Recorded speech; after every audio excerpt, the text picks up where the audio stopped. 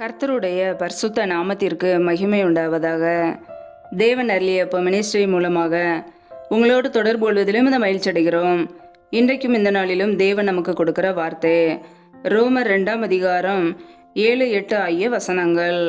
சோர்ந்து போகாமல் நற்கிரியைகளை செய்து மகிமையையும் கனத்தையும் அழியாமையும் தேடுகிறவர்களுக்கு நித்திய ஜீவனை அளிப்பார்.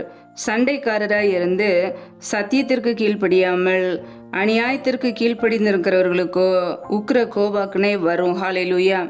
கிறிஸ்துவுக்குள் அன்பானவர்களே, வேத வார்த்தை சொல்லுகிறது, சோர்ந்து போகாமல் நற்கிரியைகளை செய்து மகிமையையும் கனத்தையும் அழியாமையும் தேடுகிறவர்களுக்கு நித்திய ஜீவனை அளிப்பார் என்று.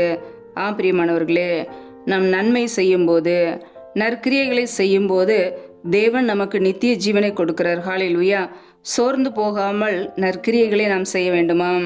நம்முடைய வாழ்க்கையிலே அநேக நேரங்களிலே நற்கிரியைகள் செய்யும்போது, நன்மைகள் செய்யும்போது அநேக பாடுகள் உபத்திரங்கள் வரும்.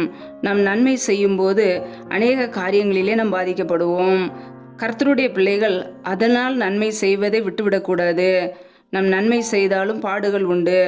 நன்மை செய்து பாடுபடுவதே தேவனுக்கு பிரியமானது என்று வசனம் சொல்கிறது. பிரியமானவர்களே, மற்றவர்களுக்கு நாம் உதவி செய்ய வேண்டும், மற்றவர்களுக்கு நன்மை செய்ய வேண்டும் என்று ஏதோ ஒரு காரியத்திலே நன்மை செய்வோம். ஆனால் அது தீமையாய் மாறிவிடும். நம்முடைய வாழ்க்கையிலே நன்மை செய்து பாடுகள் வந்தாலும் நாம் சோர்ந்து போகாமல் நற்கிரியைகளை செய்ய வேண்டும். ஹல்லேலூயா.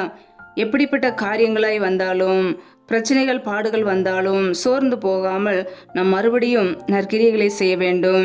ஏனென்றால் நன்மை செய்வது அது பிதாவின் சித்தம். நாம் பிதாவின் சித்தத்தை செய்யக்கூடாது என்பதற்காக சத்ருவானவன் பல கிரியைகளை கொண்டு வருவான், பல போராட்டங்களை கொண்டு வருவான். ஆனால் நாம் நன்மை செய்தோம் என்றால் நித்திய ஜீவனை நாம் சுதந்திரித்து கொள்ள முடியும். ஹல்லேலூயா. கர்த்தருடைய பிள்ளைகள் சோர்ந்து போகாமல் நற்கிரியைகளை செய்யுங்கள். பரலோகத்திலிருந்து நமக்கு பலன் உண்டாகும். ஹல்லேலூயா. நன்மை செய்தால் கர்த்தர் நம்மை உயர்த்துவார். பிதாவின் சித்தத்தை செய்யும் போது பரலோக ராஜ்யத்திற்குள்ளே பிரவேசிக்க முடியும். ஹல்லேலூயா. மற்றவர்களுக்கு நன்மை செய்ய போய் பல உபத்திரவத்திலே பல துன்பங்களை நீங்கள் அனுபவித்திருக்கலாம்.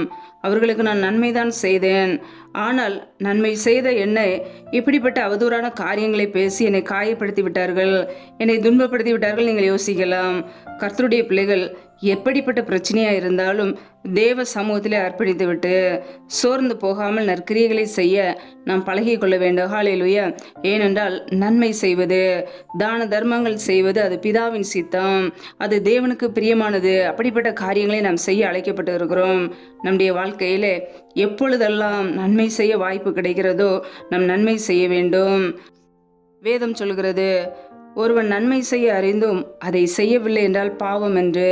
பிரியமானவர்களே, நன்மை செய்ய வேண்டும் என்று நமக்கு தெரியும், நாம் நன்மை செய்ய வேண்டும். நம்முடைய திராணிக்கு தக்கதாக நன்மைகளை செய்யும் போது கர்த்தர் நம்மை ஒரு நாள் உயர்த்துவார். ஹல்லேலூயா.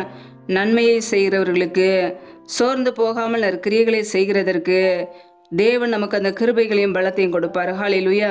நாம் கிறிஸ்து இயேசுக்குள்ளாக மறுபடியும் சிருஷ்டிக்கப்பட்டதின் நோக்கமே நன்மை செய்யவே. ரட்சிக்கப்பட்ட பிறகு நன்மைகள் செய்வதற்காகவே நாம் அழைக்கப்பட்டு இருக்கிறோம். இயேசு கிறிஸ்துவை எப்பொழுது ஏற்றுக்கொண்டோமோ, எப்பொழுது நாம் ரட்சிக்கப்பட்டோமோ, நற்கிரியைகள் செய்ய அழைக்கப்பட்டு இருக்கிறோம். கர்த்தருடைய பிள்ளைகள் இன்றைக்கு நன்மை செய்கிறோமா, நற்கிரியைகளை செய்கிறோமா? நம்மை நாமே ஆராய்ந்து பார்ப்போம். சண்டைக்காரராய் இருந்து சத்தியத்துக்கு கீழ்ப்படியாமல் அநியாயத்திற்கு கீழ்ப்படிந்திருக்கிறவர்களுக்கோ உக்கிர கோபாக்கினை வரும் என்று வசனம் சொல்கிறது. பிரியமானவர்களே, சண்டைக்காரராய் இருந்து சத்தியத்துக்கு கீழ்ப்படியாதவர்களுக்கு தேவனுடைய உக்கிர கோபாக்கினை வரும். பிரியமானவர்களே, தேவனுடைய பிள்ளைகள் சமாதானம் பண்ணுவார்கள். ஒருவேளை சண்டை போட்டுக்கொண்டே இருந்தால் அந்த இடத்திலே தேவன் இருக்க மாட்டார். தேவனுடைய பிள்ளைகளை நாம் இருந்தோம் என்றால் மற்றவர்களை சமாதானப்படுத்துவோம். ஒருபோதும் சண்டை போடுகிறவர்களாக, சண்டையை உருவாக்குறவர்களாக நாம் இருக்க மாட்டோம். கர்த்தருடைய பிள்ளைகள் இருக்கிற இடங்களிலே சமாதானம் இருக்கும். ஹல்லேலூயா. சத்தியத்திற்கு கீழ்ப்படியாமல் அநியாயத்துக்கு கீழ்ப்படிந்திருக்கிறவர்களுக்கோ உக்கிர கோபாக்கினை வரும். பிரியமானவர்களே, தேவனுடைய வார்த்தைக்கு கீழ்ப்படியாமல், சத்திய வார்த்தைக்கு கீழ்ப்படியாமல், அவருடைய உண்மையின் வார்த்தைக்கு கீழ்ப்படியாமல் அநியாயத்துக்கு கீழ்ப்படிந்தோம் என்றால் நம்முடைய வாழ்க்கையிலே தேவ கோபம் வெளிப்படும். இன்றைக்கு அனைவருடைய வாழ்க்கையிலே தேவனுடைய வார்த்தைக்கு கீழ்ப்படியாமல் அநியாயமான காரியங்களுக்கு கீழ்ப்படிந்து, துன்மார்க்கமான காரியங்களுக்கு கீழ்ப்படிந்து தேவனை அசட்டை பண்ணுகிறார்கள். அந்த குடும்பத்திலே கர்த்தருடைய கோபாக்கினை இருக்கும். பிரியமானவர்களே, நாம் ஒருபோதும் சத்தியத்துக்கு கீழ்ப்படியாமல் வாழக்கூடாது. சத்திய வார்த்தைக்கு கீழ்ப்படிந்தால் மாத்திரமே நம்முடைய வாழ்க்கையிலே விடுதலை.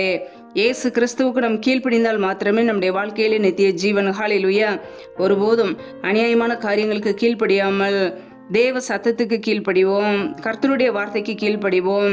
சோர்ந்து போகாமல் நற்கிரியைகளை செய்வோம். கர்த்தர் நமக்கு நித்திய ஜீவனை அளிப்பார். ஹல்லேலூயா.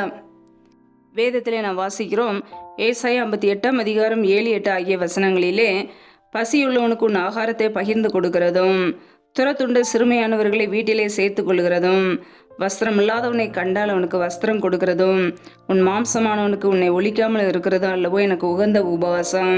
அப்பொழுது விடியற்கால வெளுப்பை போல உன் வெளிச்சம் எழும்பி உன் சுகவாழ்வு சீக்கிரமாய் துளிர்த்து உன் நீதி உனக்கு முன்னாலே செல்லும். கர்த்தருடைய மகிமை உன்னை பின்னாலே காக்கும் என்று வசனம் சொல்கிறது. ஆம் பிரியமானவர்களே, கர்த்தருடைய மகிமை நம்மை பாதுகாக்க வேண்டும் என்றால் நாம் நன்மைகள் செய்ய அழைக்கப்பட்டு இருக்கிறோம். பசியுள்ளவர்களுக்கு ஆகாரத்தை பகிர்ந்து கொடுக்க வேண்டுமாம். சிறுமையானவர்களை வீட்டிலே சேர்த்து கொள்ள வேண்டுமாம். வஸ்திரம் இல்லாதவர்களுக்கு வஸ்திரம் கொடுக்க வேண்டும். இப்படிப்பட்ட நன்மைகளை நாம் செய்யும்போது, கர்த்தருக்கு பிரியமுள்ள இந்த உபவாசத்தை நாம் ஏறெடுக்கும் போது கர்த்தருடைய மகிமை நம்மை காக்கும். ஹல்லேலூயா. யாரெல்லாம் சோர்ந்து போகாமல் நன்மைகள் செய்கிறார்களோ அவர்களை கர்த்தருடைய மகிமை பாதுகாக்கும். இன்றைக்கு நம்முடைய குடும்பம் பாதுகாக்கப்பட வேண்டுமா? கர்த்தருடைய மகிமை நம்முடைய குடும்பத்திலே தங்கி இருக்க வேண்டுமா? சோர்ந்து போகாமல் நன்மை செய்வோம். நாம் எதற்காக ரட்சிக்கப்பட்டு இருக்கிறோம்? கிறிஸ்து இயேசுவுக்குள் மறுபடியும் ஏன் பிறந்திருக்கிறோம்? நற்கிரியைகள் செய்வதற்காகவே. நாம் செய்கிற நன்மைகள், நற்கிரியைகள் தேவ சமூகத்தில் இருக்கும். அது ஒரு நாளும் வீண் போகாது. ஹல்லேலூயா. தேவன் நமக்கு நித்திய ஜீவனை கொடுப்பார். நம்மை ஆசீர்வதிக்கிற தேவன், நம்மை பாதுகாக்கிற தேவன், நம்மோடு கூட இருந்து நம்மை வழி நடத்துகிறவர். அவருக்கு பிரியமாய் அவருடைய வார்த்தைக்கு கீழ்ப்படிந்து அநியாயமான காரியங்களுக்கு விலகி நம்மை காத்துக்கொள்வோம். சத்தியத்துக்கு கீழ்ப்படிவோம். ஹல்லேலூயா. கர்த்தர் தாமே இந்த வார்த்தைகளின்படி உங்களை ஆசீர்வதிப்பாராக. ஆமேன். நம்மை நாமே அவருடைய சமூகத்திலே தாழ்த்தி அர்ப்பணித்து ஜெபிப்போம். ஜெபம். எங்களை அதிகமாய் நேசிக்கிற எங்கள் அன்பின் பரலோக பிதாவே, மெய் துதிக்கிறோம், ஸ்தோதரிக்கிறோம் அப்பா. இந்த நாளில் கூட நம்முடைய வார்த்தைகளோடு எங்களோடு பேசினீரே, அதற்காக உமக்கு ஸ்தோத்ரம் ஸ்தோத்ரம் ஸ்தோத்ரம். நல்லவரே மெய் துதிக்கிறோம் அப்பா. வல்லவரே மெய் துதிக்கிறோம்.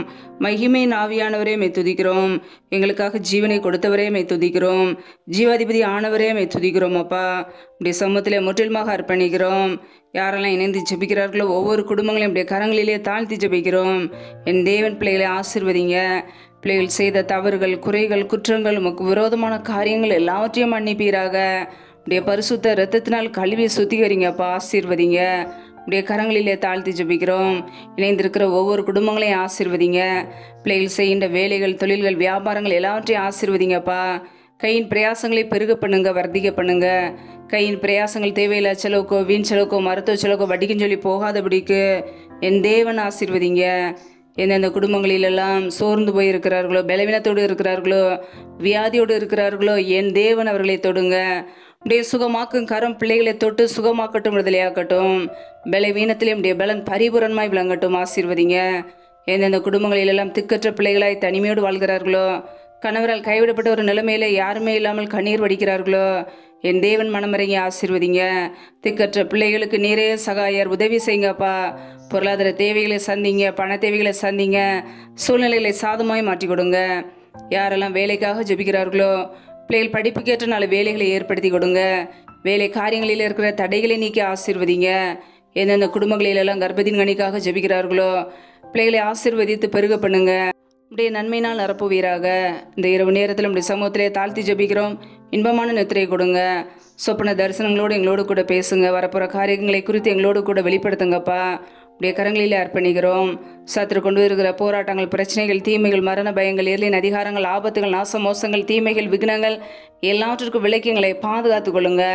உடைய இரத்த கோட்டைகளை எங்களை அர்ப்பணிக்கிறோம். உடைய கிருபைகளை அர்ப்பணிக்கிறோம். உடைய ஆளுகைகளை அர்ப்பணிக்கிறோம். நீர் எங்களுக்கு அடைக்கலம், நீர் எங்களுக்கு கோட்டை. நாங்கள் நம்பியிருக்கிறவர் நீர் ஒருவர் மாத்திரமே. உடைய சமூகத்திலே தாழ்த்தி ஜெபிக்கிறோம். எல்லா துதி கன மகிமை எல்லாம் ஒருவருக்கே செலுத்துகிறோம். இயேசு கிறிஸ்துவின் மூலம் ஜெபிக்கிறோம் ஜீவனுள்ள நல்ல பிதாவே. ஆமேன். கர்த்தர் தாமே உங்களையும் உங்கள் குடும்பங்களையும் ஆசீர்வதிப்பாராக. ஆமேன். Thanks for watching. Please subscribe our channel. Click the like and share. Click the bell. God bless you.